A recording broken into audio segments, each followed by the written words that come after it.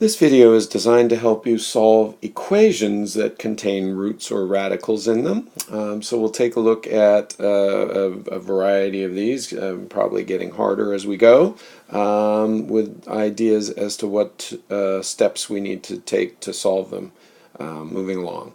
So this first one is fairly straightforward, and we're going to use the technique of squaring both sides. So I'm actually going to write that in as the step. Just to remind you that that's what we're doing. Square both sides. And when we square both sides, we're going to wind up, of course, with x plus 3 equaling 25. And now this is quite simple to solve. Subtract 3 from both sides, and we're going to get x equals 22. Now, there's an interesting thing going on here. When you square both sides of an equation, you can actually get extra answers. So what do I mean by that? Well, suppose you had the following balanced equation, x equals 2. If you square both sides, so when you square both sides, you will get the equation x squared equals 4. Now it turns out that the equation x squared equals 4 has solutions x equals positive 2 or negative 2. In other words, there's two solutions to this equation. However, the original equation that we had was only x equals 2, and therefore we wound up with this sort of extra equation that actually isn't true. If we put in negative 2 for x, it's not true. So it turns out that whenever we're doing this operation of squaring both sides, this is the kind of thing that can show up, and we have to double check by plugging back our answer back into the original equation to make sure it's true. Especially if you get two values, for x or n or whatever you're solving for. You should definitely check. But you should just get in the habit of checking anytime you solve an equation with root signs in it to double check that your answer works. So of course our check in this case is to plug 22 in for x. We're going to get 22 plus 5, so let's do the little check here. Square root of 22 plus 3, and we're checking to see if that does in fact equal 5. 22 plus 3 is 25. The square root of 25 is 5. And of course the square root of 25 means right here that there's no sign here. If there was a negative sign here, we'd be looking for the negative root. Since there's no sign here, it's assumed to be the positive root. That's the convention. And therefore, square root of 25 is just 5. 5 equals 5, and we have concluded that that's true. Let's take a look at some more complicated situations. So here's a seemingly simple expression with radicals or roots in them, and we can make it look like the last one by simply subtracting 6 from both sides to isolate our root. So let's subtract 6 from both sides. We're going to get the square root of x equals negative 2. Now, if you were paying attention here, you might notice that, well, wait a minute, the square root of anything has to be positive because by definition we're looking for the positive root, and therefore this equation is going to be nonsense. So what we're going to need to do is we're going to need to kind of let's go on so that we can see sort of formally how this works out. Let's square both sides. Okay, so let me do that writing of square both sides. I just want to point out that you could actually just stop now and say that this equation has no solution because the positive root, the square root of x, cannot equal negative 2. However, if we square both sides, we're going to get x equals 4. And what we can do then is say, oh, well, if x equals 4, then let's check our answers. So the square root of 4 plus 6, does that equal 4? And of course the answer is that we're going to get 2 plus 6 not equaling 4, because this is 8, which doesn't equal 4. And therefore this is not an equation that has a solution. So there's no solution to this situation. So this is one that we wouldn't automatically recognize, but but when you do your check, you find out that it's false, and therefore the equation has no solution, as we pointed out. Okay, let's take a look at several more situations where we can see a little more strategy on how to work out more complicated problems. Here's a slightly more complicated situation. Since we're going to want to square both sides, let's isolate our root sign by adding x to each side. And let's get our signs right. So we're going to have the square root of x plus 3 equals x minus 3. When we square both sides, let me actually write that again. Boring, but there you go. Square both sides. Okay, that means if we square the left side, what we're going to get is x plus 3. And if we square the right side, we're going to get x minus 3 quantity squared. So let me actually write that so we can more easily FOIL it out. And so the left side is still x plus 3, and the right side is going to be x squared minus 3x, that's minus 6x, and then minus 3 times minus 3 is 9, so that's positive 9. We're going to want to subtract x from both sides and subtract 3 from both sides. I'm going to write that as one step, be a little lazy here. That's to get 0, so we can use the zero product property. And that's going to give us x squared minus 7x plus 6, which is now something that we want to factor. And so that's going to give us, let's see, x and x.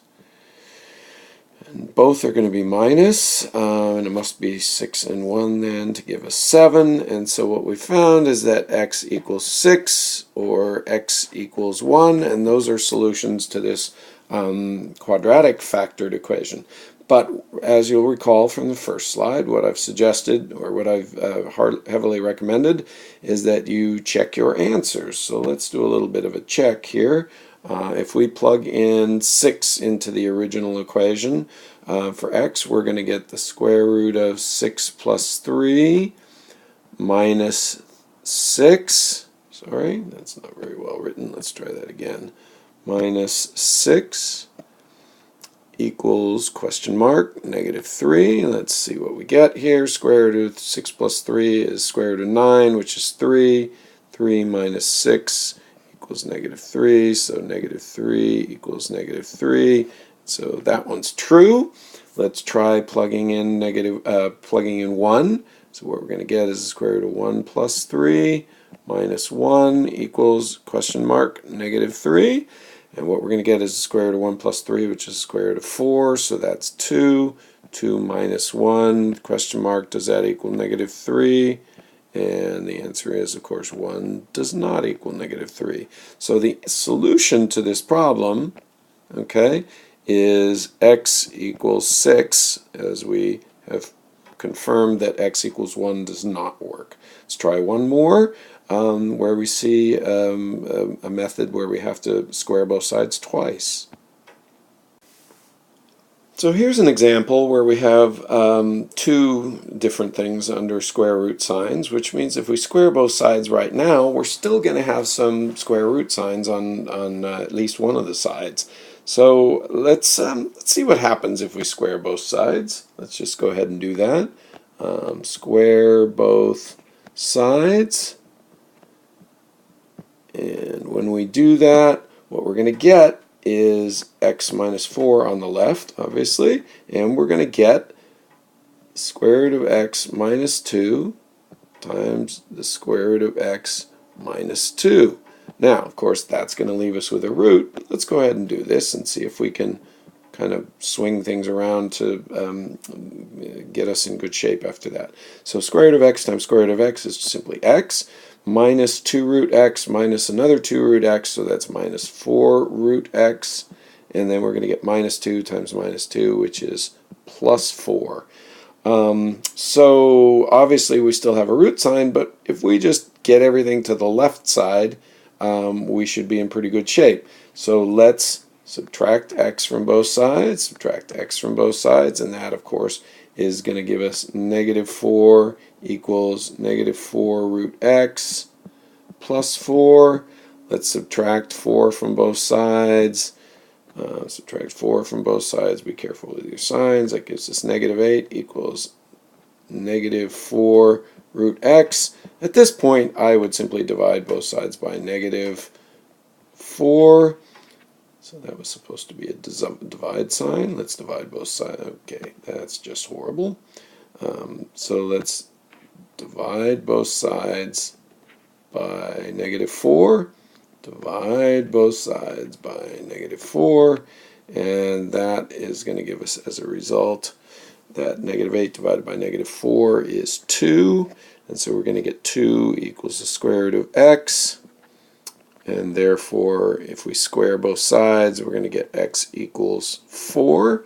Sorry, I haven't written square both sides in there, but let's squeeze that in, square both sides. And at this point, it would be useful to check and see if that answer actually works in our original problem.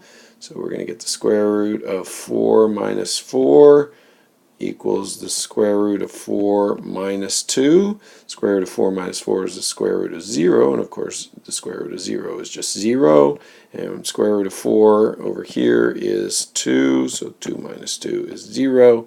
So we have indeed found the answer, and you can try for yourself some other similar kinds of problems.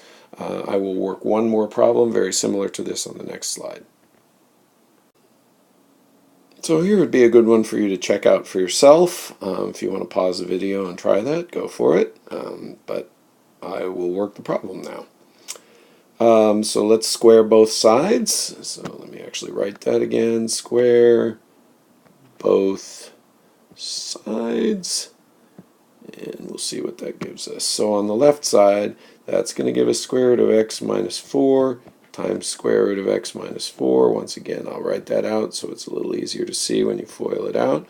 The right side, of course, is just going to be x minus 16. So let's do the left side. That's going to give us square root of x times square root of x is x, minus 4 root x minus another 4 root x is minus 8 root x, and then plus 16 equals x minus 16. And of course, now you can see it's important to get your signs right. Let's subtract x from both sides. That's a pretty obvious thing to do. And let's subtract 16 from both sides. And that's going to, these guys are going to be gone. These guys are going to be gone. And these will be gone. And that's going to give us negative 8 root x equals negative 32. What we're going to want to do is divide both sides by negative 8. Divide by negative 8. Divide by negative 8. And that's going to give us the square root of x equals 4. And therefore, of course, by squaring both sides, we're going to get that x equals 16. If you plug this in both sides, I'm going to talk you through it. Of course, square root of 16 is 4. 4 minus 4 is 0. 16 minus 16 is 0. And square root of 0 is 0. So this does indeed work. Of course, you can find many more problems like this where the answers are a little more challenging, and where even you may have to take a square root sign depending on what's, you may have to solve a quadratic depending on what's under the square root sign in the original problem. Hope this has been helpful.